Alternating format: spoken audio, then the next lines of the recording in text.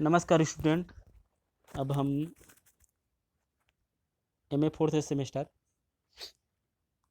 के चौथे पेपर स्थानीय स्वशासन का आज अध्ययन करेंगे, जिसमें हमारा आज का टॉपिक है स्थानीय स्वशासन। स्थानीय स्वशासन, तो स्थानीय स्वशासन का मतलब क्या होता है, सबसे पहले इसे जान लेते हैं। स्थानीय स्वशासन क्या होता है? स्थानीय स्वशासन का मतलब होता है कि जहाँ पर हम रहते हैं वहाँ हमारा खुद का शासन। कहने का मतलब ये कि हम भारत लगातार लगभग 200 सालों से अंग्रेजों के गुलाम रहा।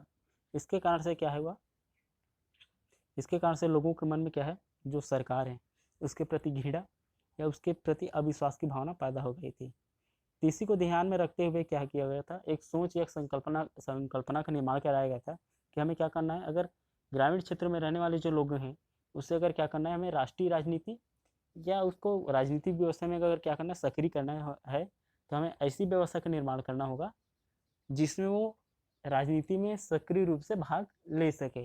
और सक्रिय रूप से भाग वो तभी लेगा जब उसे क्या होगा, उसको लगेगा कि जो सरकार का जो चयन है, जो होता है सरकार का जो निर्माण होता है, वो क्या करता है, वो खुद करता है।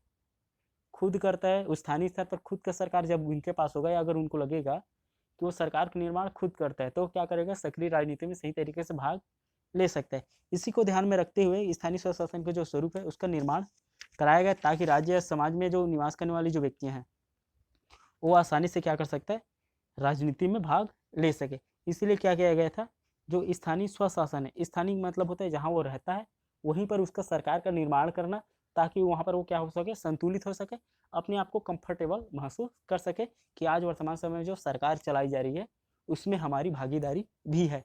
इस प्रकार की व्यवस्था का निर्माण करने के लिए क्या किया गया है, स्थानीय स्वशासन की जो व्यवस्था है उसका निर्माण कराया गया है।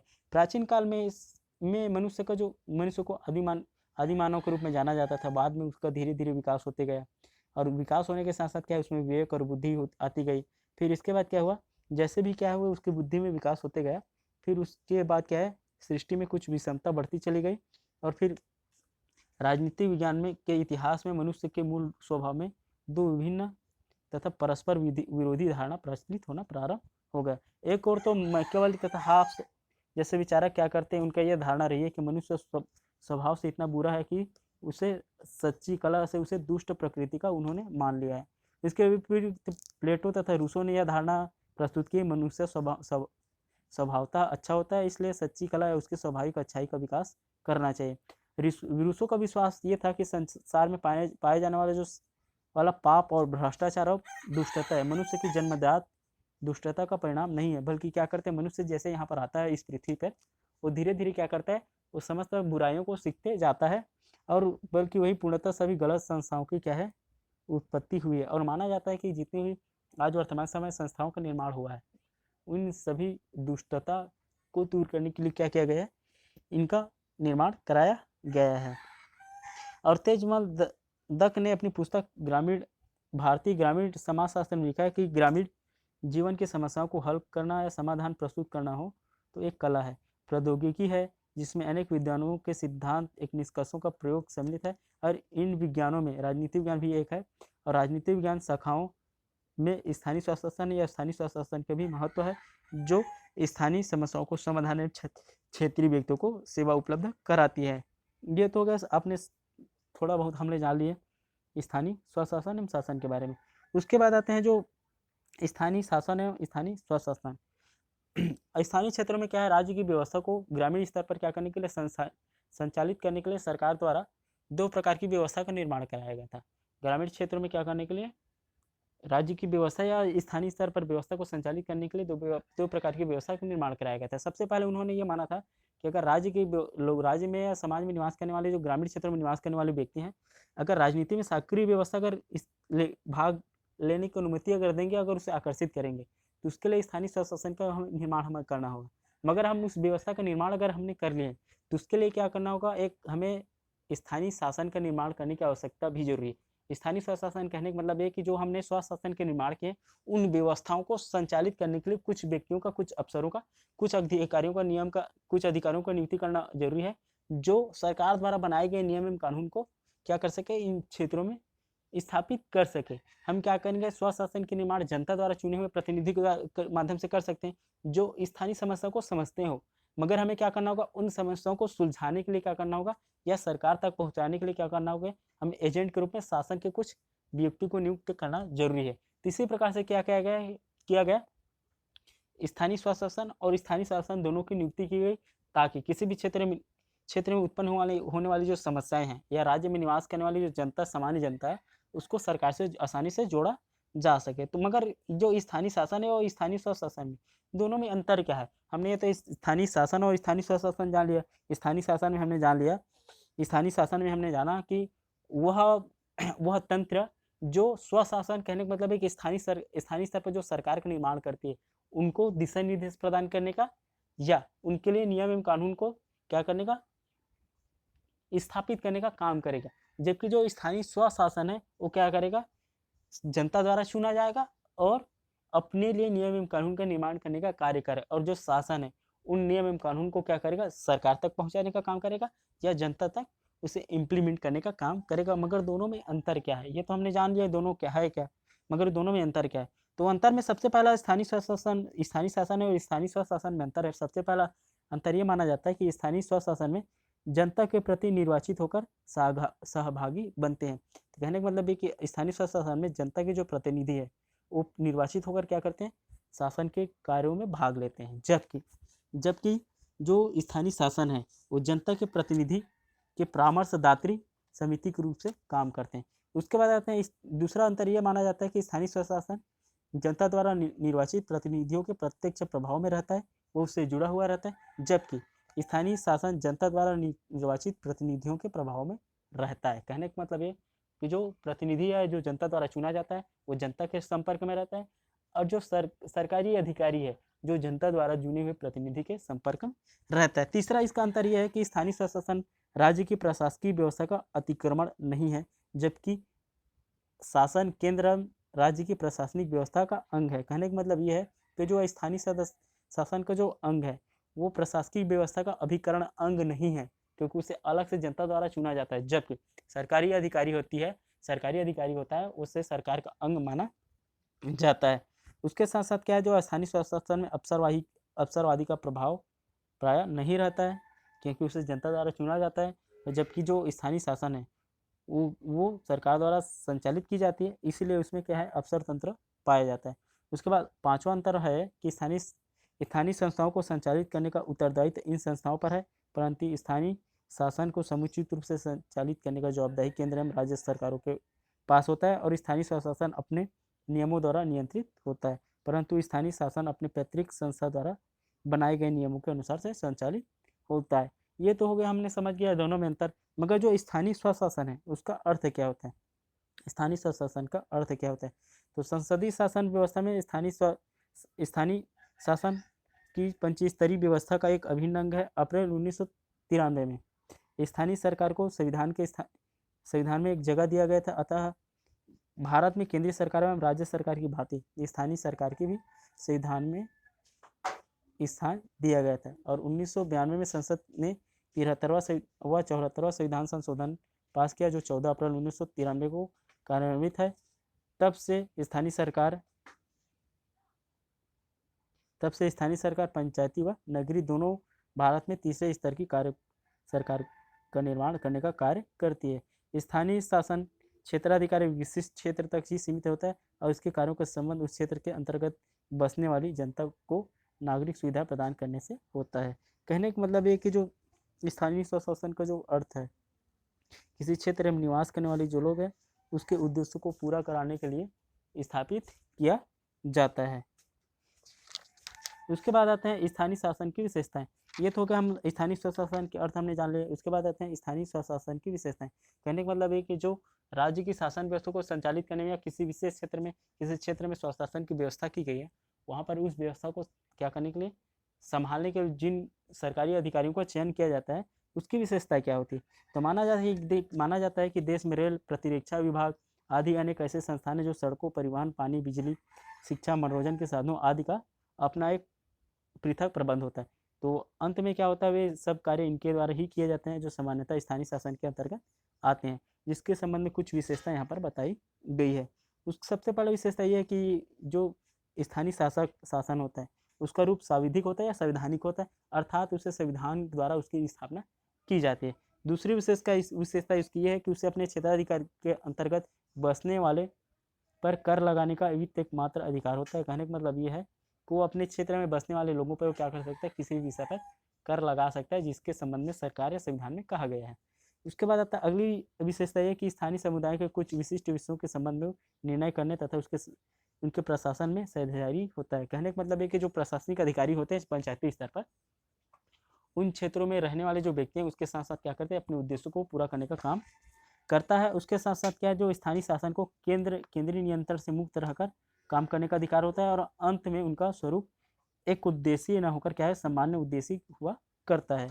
ये हो गया उसकी विशेषता। मगर जो आज वर्तमान समय में देखें कि हमने स्थानीय स्वशासन का स्थापना कर दिया है क्योंकि राज्य में निवास करने वाले जो लोगों हैं उसे सरकार में भागीदारी को बेहतर किया जा सके, मगर जो स्थानीय शासन है उसकी आवश्यकता क्यों पड़ती है?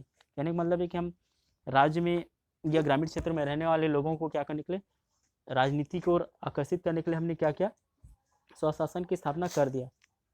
तो हमने क्या किया है, स्थानीय सरकार का निर्माण क्यों किया है, स्थानीय शासन का निर्माण क्यों किया है, हमें उसकी आवश्यकता क्यों पड़ी स्थानीय सरकार के निर्माण करने के लिए, तो उसके संबंध में चर्चा करेंगे। तो सबसे पहले माना जाता है कि शासन के एक विशिष्ट इकाई के रूप में स्थानीय प्रशासन का उदय अनेक तत्वों के पारस्परिक क्रिया प्रतिक्रिया के फलस्वरूप इसका जन्म हुआ है। उदाहरण के लिए इसके विकास में ऐतिहासिक, विचारात्मक एवं प्रशासनिक तत्व से पहले है। मनुष्य ने पहले अपने पड़ोस के शासन का विकास किया, जैसे ग्राम शासन, नगर शासन इत्यादि। उसके बाद कहीं राष्ट्रीय शासन जैसी दूरस्थ संस्था की कल्पना कर सका है। इसके आधार पर यह माना जाता है कि जिस तरीके से हमने माना एक राज्य की व्यवस्था को संचालित करने के लिए क्या है, एक राष्ट्रीय सरकार का, एक राष्ट्रीय शासन का होना जरूरी है। उसी प्रकार से उसी दृष्टिकोण, उसी चीज को ध्यान में रखते हुए क्या किया गया है, उसी चीज को ध्यान में रखते हुए स्थानीय शासन का निर्माण कराया गया है। मगर जो स्थानीय शासन की जो आवश्यकता पड़ी राज्य की व्यवस्था को बेहतर तरीके से या कुशलता पूर्वक संचालित करने के लिए, मगर स्थानीय स्वशासन काम क्या करता है, तो माना जाता है कि स्थानीय निकायों का संबंध नागरिकों की प्राथमिक आवश्यकताओं को का ध्यान रखना और उसे मूलभूत सुविधाओं प्रदान करना है। इन कार्यों को सामान्यतः दो भागों में बांटा जाता है, जिसमें सबसे पहला आता है अनिवार्य कार्य, दूसरा आता है ऐच्छिक कार्य। अनिवार्य कार्य वे कार्य जिन्हें किसी भी स्थानीय निकाय का परम कर्तव्य होता है और उनसे वो नहीं मोड़ सकता। ऐच्छिक कार्य वे कार्य होते हैं जिनका संपादन स्थानीय निकाय की इच्छा या स्थानीय आवश्यकता तथा वित्तीय स्रोतों की उपलब्धता पर निर्भर करता है। कहने का मतलब ये कि स्थानीय एक अनिवार्य कार्य वह कार्य है जिसमें स्थानीय क्षेत्र को क्या करना है, उन क्षेत्र को करना ही, उससे क्या नहीं कर सकता, मुंह नहीं मोड़ सकते। जबकि ऐच्छिक कार्य वो कार्य आते हैं जिसमें सरकारी अधिकारी के पास अगर पैसा अगर उपलब्ध है, वित्त उपलब्ध है, या उसको लगता है इस कार्य को करना चाहिए, तभी वो काम को करेगा। तो इस प्रकार से वो क्या करते हैं, दो प्रकार से काम करने का कार्य करते हैं। उसके बाद आते हैं स्थानीय स्वशासन के लाभ। अगर किसी भी क्षेत्र में क्या हो जाता है, स्थानीय स्वशासन की स्थापना कर देती है, तो उससे सामान्य नागरिक को, आम जनता को फायदा क्या होगा। तो माना जाता है कि स्थानीय स्वशासन अपने आप में एक विस्तृत संकल्पना है, फिर कि उसके बाद भी क्या है, इसके कुछ लाभ यहाँ पर बताए गए हैं। जैसे कि उसमें स्थानीय विषयों का कुशलतापूर्वक प्रबंध। कहने का मतलब ये है कि अगर क्या होता है, अगर कहीं पर क्या होता है स्थानीय स्वशासन की स्थापना होती है, तो उससे क्या होता है, जो सामान्य स्तर पर है, गाँव स्तर पर जो भी समस्या होती है, उन समस्याओं को आसानी से निपटाया जा सकता है। कहने का मतलब ये, अगर क्या नहीं होता, स्थानीय स्वशासन अगर नहीं होता, अगर पंचायती राज अगर नहीं होता, तो हमें अगर पानी की ज़रूरत है, नाली साफ करना है, हमें छोटी जो समस्या है अगर उसे पूरा करना है, तो क्या नहीं कर पाते, हम आसानी से उसे पूरा नहीं कर सकते थे। मगर अब क्या है, स्थानीय स्वशासन की स्थापना हो जाने से क्या हो रहा है, हम उन उद्देश्यों को आसानी से क्या कर रहे हैं, प्राप्त कर पा रहे हैं। उसके साथ साथ क्या है, दूसरा इसकी लाभ ये है कि सार्वजनिक क्षेत्र के प्रति रुचि जागृत हो रही है। कहने का मतलब ये कि पहले क्या होता था, पहले ज़्यादातर सरकार कठोर जैसे ज़्यादातर जो अंग्रेज सरकार थी, कठोरता से अपने नियम एवं कानून को पालन कराती थी, जिसके कारण से क्या है, ज़्यादातर लोग सरकार के कार्यों में भाग नहीं ले पाते थे। मगर आज वर्तमान समय में क्या है, स्थानीय स्वशासन के बन जाने के कारण या स्थापित हो जाने के कारण आज वर्तमान समय में लोगों को लगने लगा है कि आज सरकार के जो निर्माण है हमने खुद किए हैं। इसलिए क्या है, आज वर्तमान समय में वो सरकार के निर्माण कार्यों में या विभिन्न कार्यों में परस्पर रूप से भाग ले रहे हैं और उसके जो नियम एवं कानून है उसकी बराबर जानकारी ले रहे हैं। इसके कारण से क्या हो रहा है, एक निश्चित क्षेत्रों का विकास होना प्रारंभ हो रहा है। उसके साथ साथ क्या है, राजनीतिक शिक्षण का महत्वपूर्ण साधन। कहने का मतलब है कि स्थानीय स्वशासन की स्थापना हो जाने के कारण लोगों को लगने लगा है कि सरकार अब वो खुद चुनते हैं, क्योंकि उनको पहले लगता था कि जो पहले उनको लगता था कि सरकार का जो निर्माण है पहले ऊपर के लोगों के द्वारा कर दिया जाता था। मगर अब जब वो पंचायती राज व्यवस्था में क्या करते हैं, प्रॉपर रूप से क्या करते हैं, सरपंच पंच का चुनाव करते हैं, तब उनको लगने लगा है कि अब सरकार का चुनाव हमारे द्वारा किया जाता है। इसके कारण से क्या है, राजनीतिक जो व्यवस्थाएं हैं, राजनीतिक व्यवस्था के प्रति उनकी जो सोच है वो बढ़ने लगी है, और इस आधार पर वो क्या कर रहे हैं, उसके मन में और ज़्यादा राजनीतिक व्यवस्था के प्रति चेतना जागने लगी है। उसके साथ साथ अगला फायदा ये है कि नौकरशाही की जो शक्तियों को सीमित करना। कहने का मतलब ये है कि पहले क्या होता था, जब स्थानीय स्वशासन का निर्माण अगर नहीं हुआ रहता था, पहले हमने राज्य व्यवस्था में भी या राजतंत्र में भी देखा है कि जो राजा द्वारा भेजे जो कर्मचारी है, वो मनमाने तरीके से राज्य की व्यवस्था को संचालित करने का कार्य करते थे या उससे टैक्स वसूलते थे। मगर जब से स्वशासन का विकास होना प्रारंभ हुआ है, उससे ये फायदा हुआ है कि आज वर्तमान समय में जो अधिक ज़्यादातर जो प्रतिनिधि है, जो चयन अपने राज्य की अपने गांव के हितों को ध्यान में रखकर क्या करते हैं, काम करते हैं। जिसके कारण से क्या है, कोई भी सरकारी अधिकारी अपने मनमाने तरीके से अपनी आदेशों को किसी जनता तक थोप नहीं सकते, क्योंकि जनता ने अपनी बात को करने के लिए, सरकार तक पहुंचाने के लिए प्रतिनिधियों का चयन किया है। उसके बाद आते हैं मितव्ययता। क्षेत्रीय और स्थानीय समस्याओं को अवगत नागरिक अपनी समस्याओं को अच्छी तरह से ही नहीं बल्कि अपितु अत्यधिक या कम खर्चों में भी क्या कर सकता है, सुलझा सकता है। उसके बाद आता है स्वतंत्रता और देशभक्ति की भावना उत्पन्न करना। स्थानीय स्वशासन से स्थानीय स्थानीय शासन में व्यवहार के रूप में भाग लेने वाले नागरिकों में स्वतंत्रता के प्रति प्रगाढ़ प्रेम और देशभक्ति की भावना उत्पन्न होती है, और स्थानीय क्षेत्र में स्वतंत्रता का आनंद प्राप्त करने के लिए बाद में नागरिक राष्ट्रीय क्षेत्र में भी स्वतंत्रता की प्राप्ति और रक्षा के लिए तत्पर और जागरूक रहते हैं। यही जागरूकता स्वतंत्रता और प्रजातंत्र को वास्तविक रूप में प्रदान कहती है। उसके बाद आते हैं केंद्रीय शासन का भार कम होना। कहने का मतलब ये है कि जब क्या होता है, स्थानीय स्वशासन का विकास या छोटे स्तर पर सरकारों का निर्माण नहीं हो पाता है, तो सरकार हर छोटी मोटी चीज़ों को क्या करना पड़ता है, सरकार को ध्यान देना पड़ता है कि कहाँ पर पानी है, कहाँ पर जो प्राथमिक सुविधाएं उपलब्ध नहीं हो पाई है। मगर स्थानीय स्वशासन के आ जाने से क्या हो जाता है, वो छोटी छोटी जो समस्याएं हैं वो स्थानीय स्वशासन क्या करती है, उसको देख लेती है, और फिर केंद्र सरकार के जो भार है वो कम होना प्रारंभ हो जाता है। उसके बाद आते हैं नागरिकों के गुणों का विकास। कहने का मतलब ये है कि स्थानीय स्वशासन द्वारा नागरिकों के में नागरिकता, स्वतंत्रता तथा शासन की भावना उत्पन्न की जाती है, और इससे जनता में संयम एवं सहयोग का गुण का विकास होना प्रारंभ हो जाता है। उसके साथ साथ अगला भी इसका गुण लाभ यह है कि केंद्र और राज्य सरकार को उचित परामर्श। स्थानीय स्वशासन एक लाभ यह भी है कि ये संस्थाएं केंद्रीय एवं स्थानीय प्रांतीय सरकार को आवश्यकता के समय महत्वपूर्ण परामर्श देने का कार्य करती है, और भारत में पंचवर्षीय योजना के संबंध में स्थानीय संस्थाओं से इस प्रकार का परामर्श लिया जाता रहा है। उसके साथ साथ अगली लाभ इसका ये है कि शासन में जन सहयोग। लोकतंत्र में शासकीय कार्यों में जनता का सहयोग अनिवार्य होता है, और स्थानीय शासन के द्वारा जनता शासन के कार्यों में सक्रिय भाग लेने लगती है, और जब जनता निचले स्तर पर सहयोग प्रारंभ कर देती है, तो केंद्र सरकार एवं प्रांत सरकार के मध्य उच्च स्तरीय सहयोग आसान होना प्रारंभ हो जाता है। इस प्रकार से स्थानीय शासन के कुछ गुणों के आधार पर कहा जा सकता है कि स्थानीय शासन ही वह अधिकार है जिस पर लोकतंत्रीय शासन सफल हो सकता है। फिर भी इसमें कुछ दोष इसके बताए गए हैं, जिसमें अनेक बार क्या होता है, पहला दोष इसमें यह कहा गया है कि अनेक बार स्थानीय शासन संकुचित एवं स्वार्थमय प्रवृत्ति को जन्म देता है। इसे संकुचित स्थानीयता को निंदनीय भावना को प्रोत्साहन मिलता है, और अनेक बार व्यक्ति अपने स्थान विशेष के हित को देश हित के ऊपर प्राथमिकता दे देता है। दूसरी आलोचना इसमें यह कहा गया, विलोबी का मानना है कि स्थानीय शासन एक बड़ा दोष यह है कि स्थानीय जनता द्वारा निर्वाचित पदाधिकारियों को पर स्थानीय प्रभाव पड़ना स्वाभाविक है। इन स्थानीय पदाधिकारियों के प्रांतीय सरकार या केंद्रीय सरकार द्वारा नियुक्त पदाधिकारी को अपेक्षा अधिक पक्षपात की भावना पाई जाती है, क्योंकि उनके प्रति बहुत कृतज्ञ होते हैं और उनके निर्वाचन में सहायक हुए होते हैं। अगली दोष में इसमें यह माना जाता है कि इस प्रकार अनेक चुनाव व्यवस्था में कारण दलबंदी और स्वार्थ साधना, पक्षपात और बहुमत का शासन जैसे चुनाव के सहभागी दोष उत्पन्न हो जाते हैं। इस प्रकार अनेक गुण एवं दोषों को लेकर स्थानीय स्वायत्त संस्था आज भी शासन का एक महत्वपूर्ण अंग रही है, और शासन के सुचारू और नियमित योजनापूर्ण शासन की कल्पना बिना स्थानीय स्वशासन के स्वीकार नहीं किया जा सकता।